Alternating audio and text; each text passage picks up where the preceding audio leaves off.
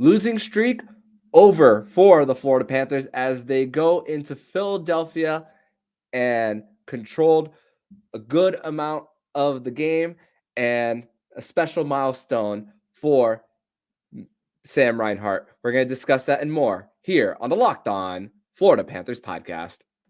Your Locked On Panthers, your daily podcast on the Florida Panthers. Part of the Locked On Podcast Network. Your team every day.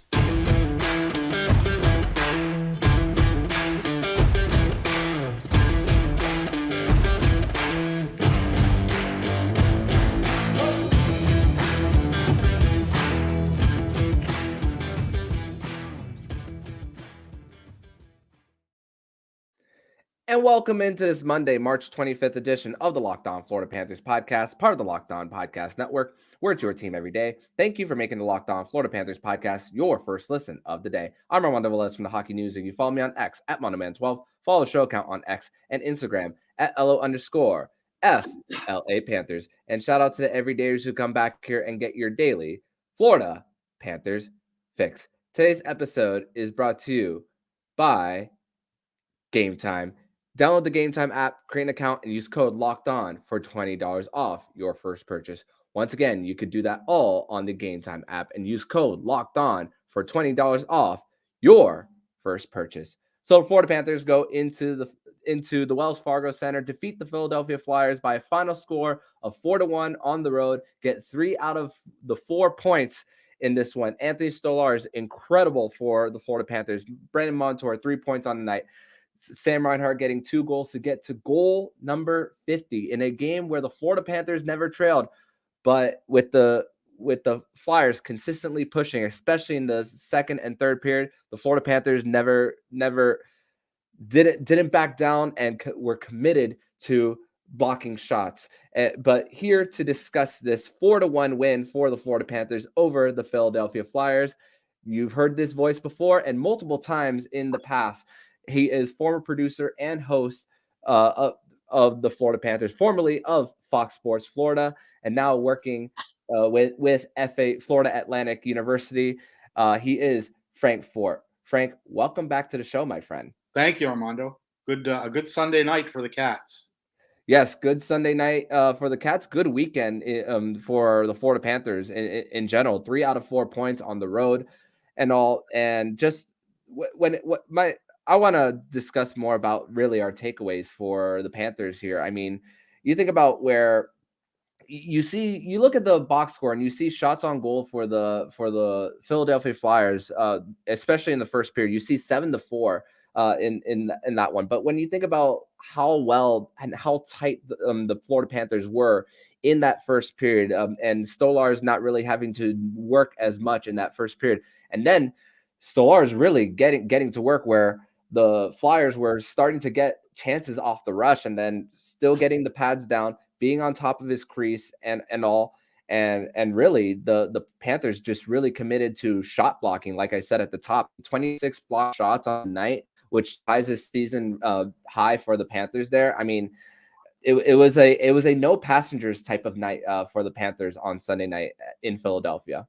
Yeah, no question about it. And when you mentioned the block shots, 14 of the 18 skaters had at least one block shot. So that tells you that what you said is correct, that there were no passengers.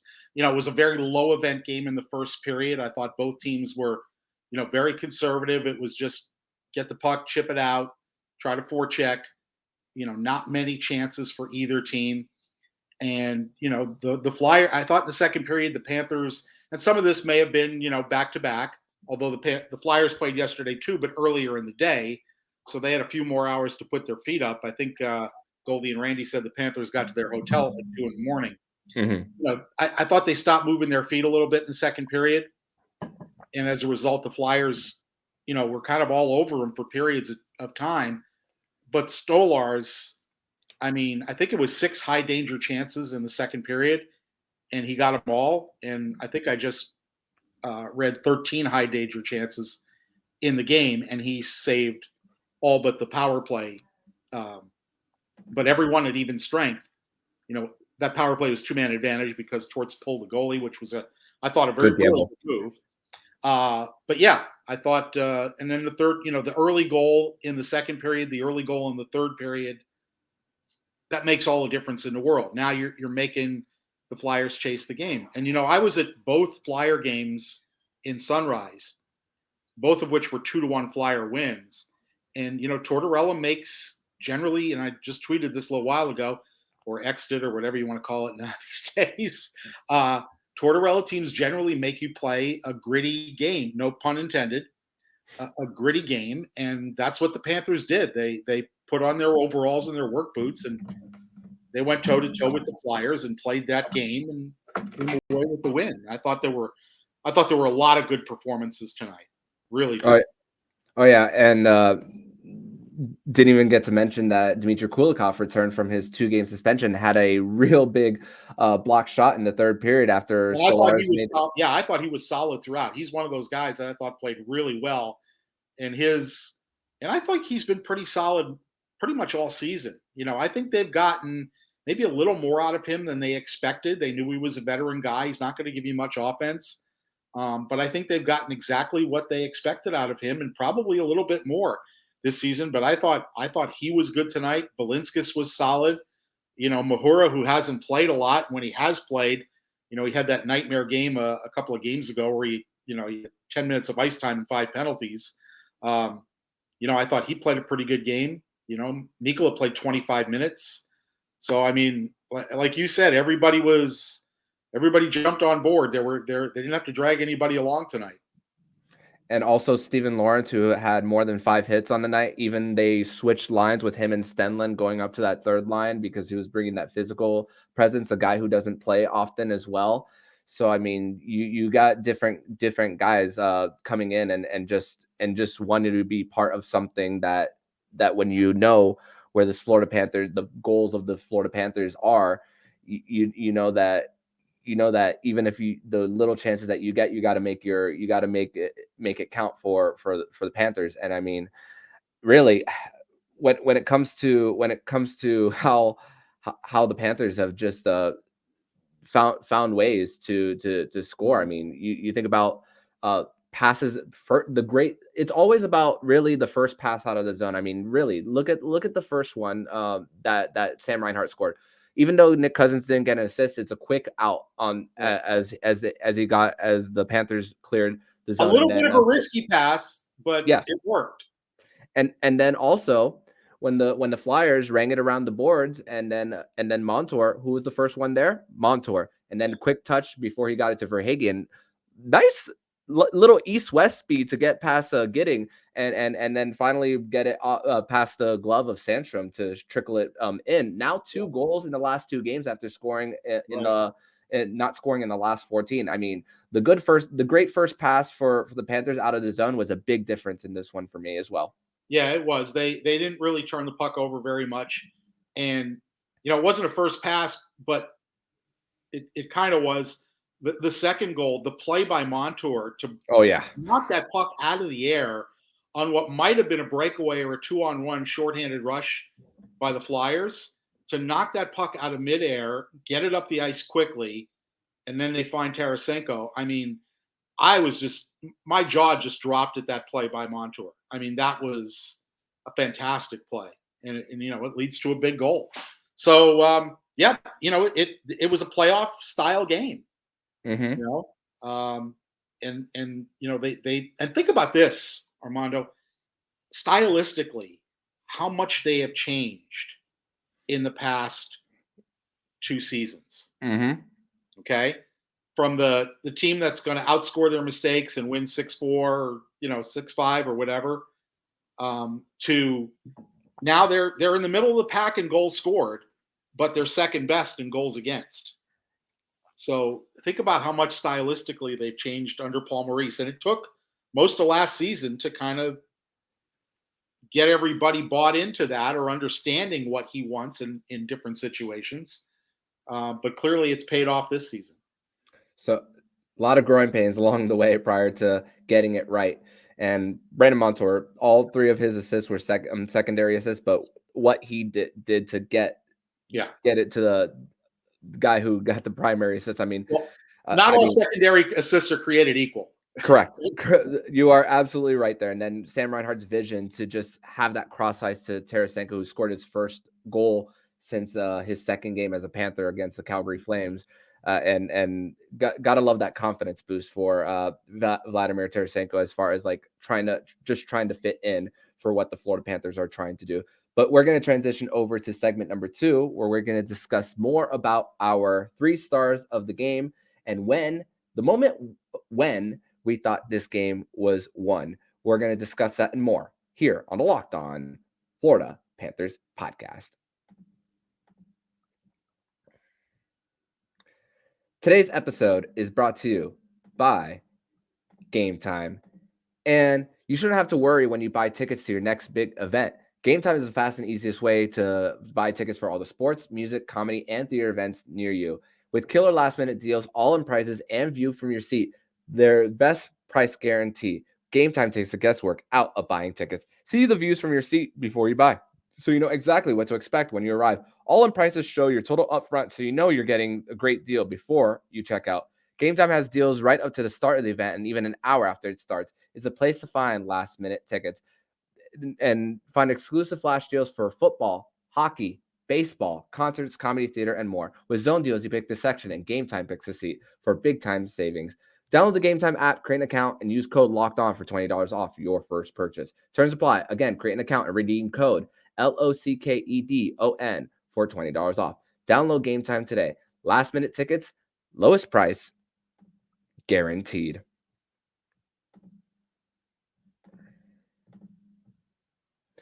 Locked On has launched the first ever national sports 24/7 streaming channel on YouTube, and now it's also available on Amazon Fire TV and the free Fire TV channels app. Locked On Sports Today is here for you 24/7, covering the top sports stories of the day with the local experts of Locked On, plus our national shows covering every league. Find Locked On Sports Today now available on the free Fire TV channels app.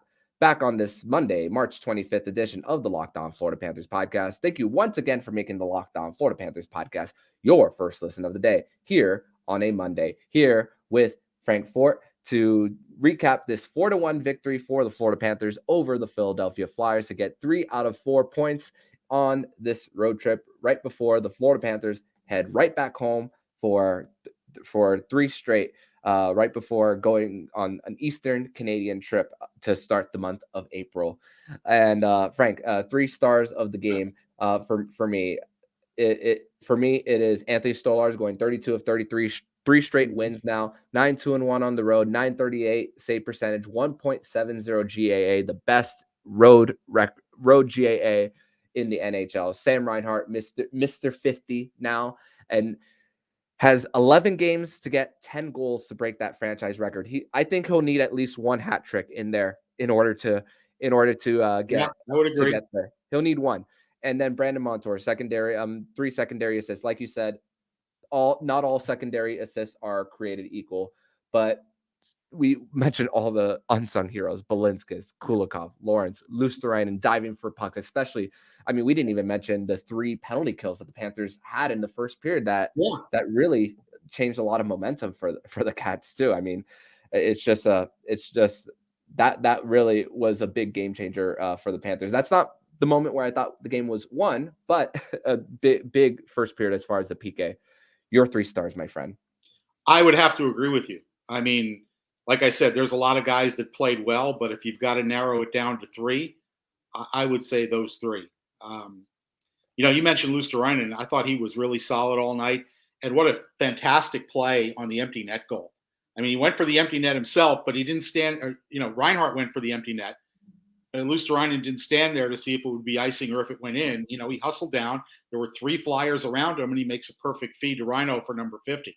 So I thought he was really solid all night too. Tarasenko gets the goal, but I also thought he made some really solid defensive plays. Mm-hmm. So he's bought into the system, or so it would appear. Your 3 guys, it's hard to argue with those 3.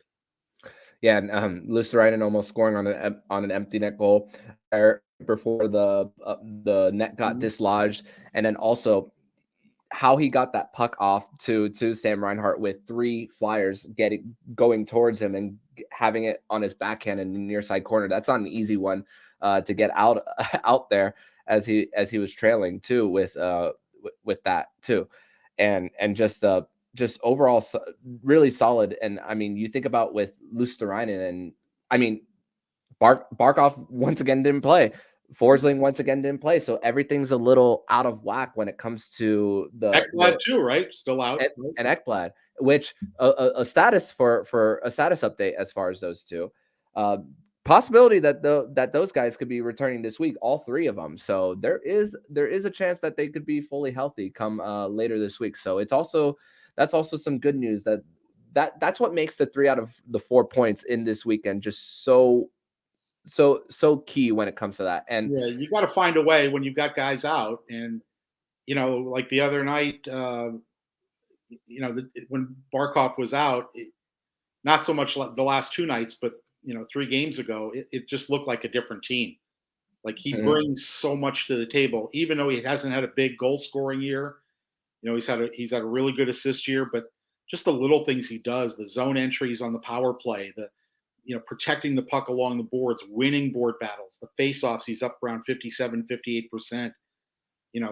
When he's not in there, it potentially, last 2 nights they were able to overcome that for the most part. But, he is such a key piece for me. And that team to me looks, most nights when he's not in there, looks like a very different team. And how well he executes give and goes too. I mean, that 57% that you mentioned, I mean, I wrote an article about it today. The Panthers came into this one 3-3-2 without Sasha Barkov. Thankfully now it's 4-3-2.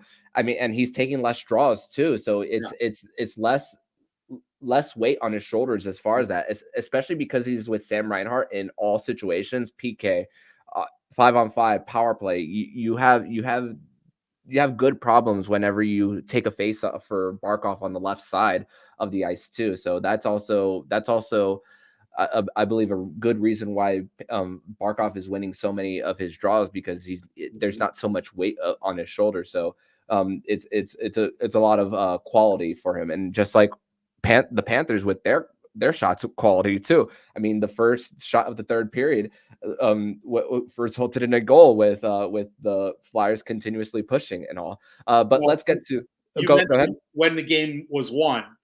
Yes, you could look at a lot of those Stolarz saves in the second period, but when that shot by Verhaeghe goes in, and when you look at the ice level replay of it, the trajectory would suggest that it might have missed the goal high, but Sandstrom puts his glove up and it ticks off the glove and falls into the net. We'll take it. And that, to me, when you go up 3-0 early in the third, with the way that game was being played, so gritty, so hard checking, that to me was the moment when the game was won. That I breathed a big sigh after closing, looking through my eyes like this for a lot of the second period. I love that, Mr. Not former producer, but Mr. Producer, as far as you transitioning to the when this game was won. I love that from you. So for me, my moment when I thought this game was won for the Panthers, it's funny because I mentioned earlier about the 3 kills that the Panthers had, but then going to the locker room in the first period, I mean, Matthew Tkachuk tries to finish a check.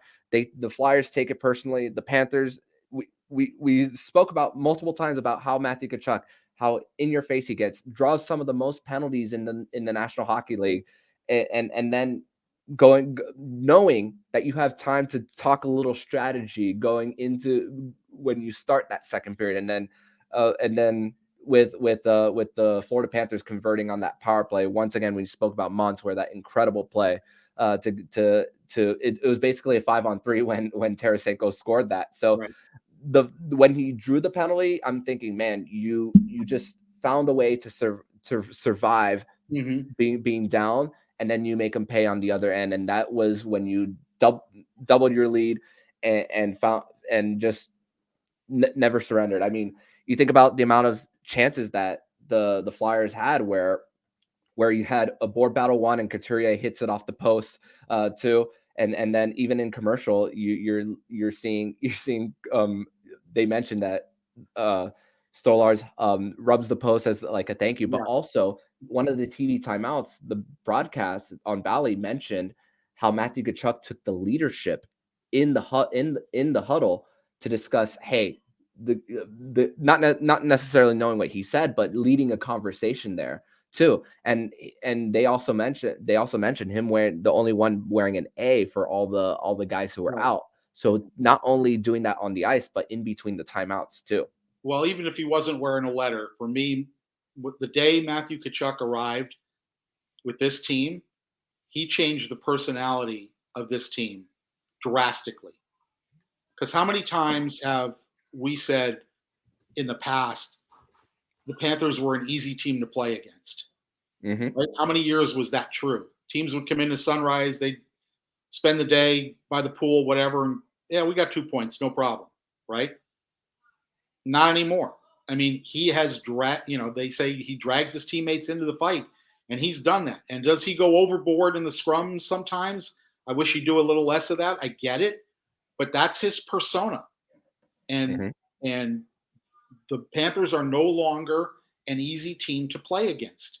Look at Balinskis, how he jumped into that scrum at the end of the first with 2 guys, right? And he didn't care. And here's a guy that they just brought back from the minors. But that's become part of their identity, is they're a lot harder to play against. Yeah, and even when stretches for the Panthers where they lose 4 and then once again sometimes for the Panthers just sometimes not looking great in wins, not and then looking great in some losses. This was one where look great in a win, and you could definitely hopefully put this as like a building block going forward with 11 games left. But that's going to give us a great opportunity to transition to segment number 3 to talk more about the record of 25 road wins for the Panthers this season, and the confidence level that not only the Panthers have, but Frank and I have about what the Panthers could possibly do on the road in the postseason. We're going to discuss that and more here on the Locked On Florida Panthers podcast.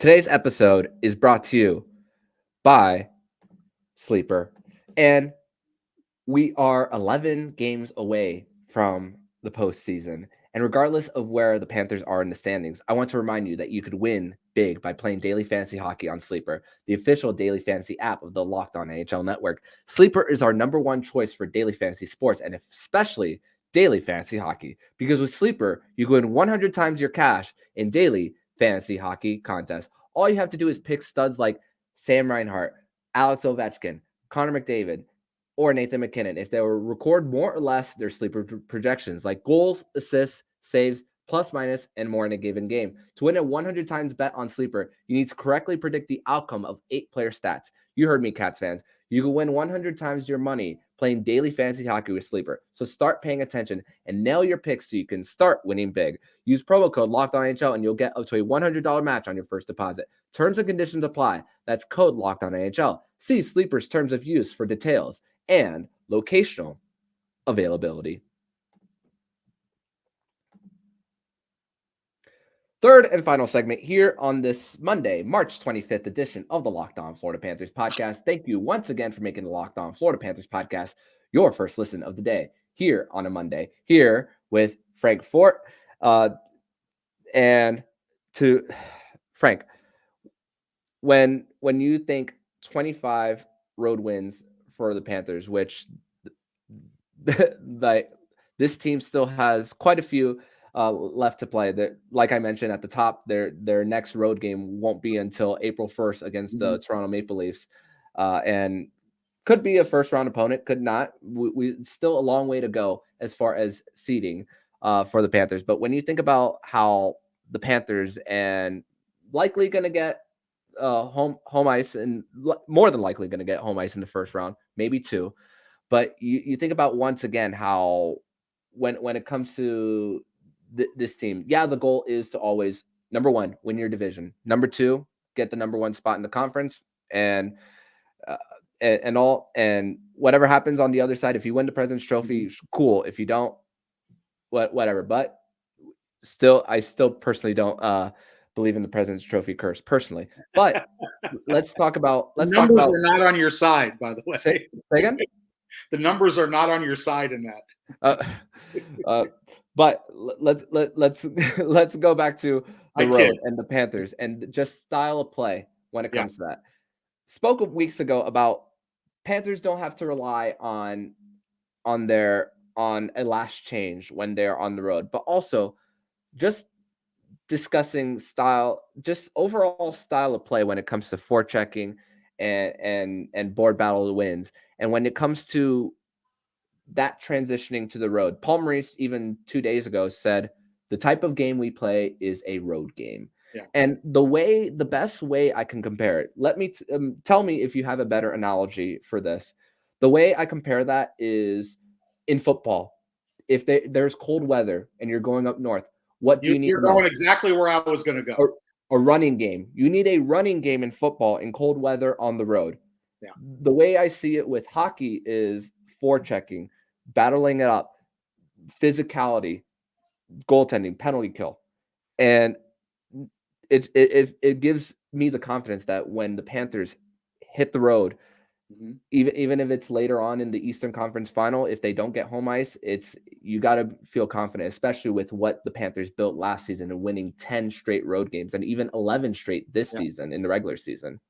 Well, our football coach at Florida Atlantic, Tom Herman, they like to say on Fridays when you're going to road games, pack your defense and your run game because those things translate. And that's exactly what you're talking about.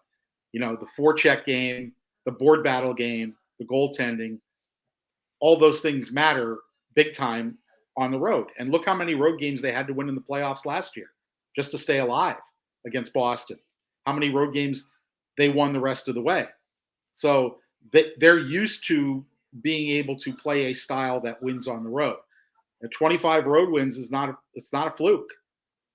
So that I think that's going to hold them in good stead in the playoffs because you can never solely depend on home ice. I think the home ice win percentage in hockey over the last 5 or 6 years is not great. It's close to a push. So you're going to have to win some road games to win in the playoffs. Yeah, and it's crazy that sometimes we we see the Panthers come back from the road and then all of a sudden, I'm not saying they get too comfortable at home, but you wonder how that could translate when they get back because I mean the Panthers now, especially now with War Memorial opening up, there's less of that Yeah. log time when it comes to travel, and that matters when it comes to the mental side of the game. When it comes to an afternoon nap, and when your own habitat, the travel from instead of going 25 minutes one way and back, it's 2 minutes one way and back as well. I mean, Paul Maurice even walks to the facility too. Yeah. When it Well, comes to that, when you think about it, if you're going to make a deep playoff run, you're going to play somewhere around 100 games. yeah, And if it's 4 minutes instead of 24 minutes over the course of that many days, the course of a season and the playoffs, that kind of stuff adds up. So it may not seem like much if you take it in a vacuum, this day, but over the course of the season, that's certainly going to add up. Can I take just a real quick off ramp because I know we're going to get to Sam Reinhart. Not only is he a 50 goal scorer, but think about his all around game. yeah. How many penalties he kills, how good his defensive metrics are. I mean, this is a guy that, and he's out there, when the net's empty, his 50th was an empty netter, but he's always out there because he's good defensively. Not because he can shoot the puck and score goals. He's out there because he's good defensively. And I've just been so impressed with his all-around game this year. And, back at the 2014 draft, I had the good fortune of being at the Combine in the room when the Panthers interviewed Aaron Ekblad, Sam Bennett, Sam Reinhart, and about 2 or 3 other guys. And, there was some sentiment that they wanted to take Reinhart number 1 overall.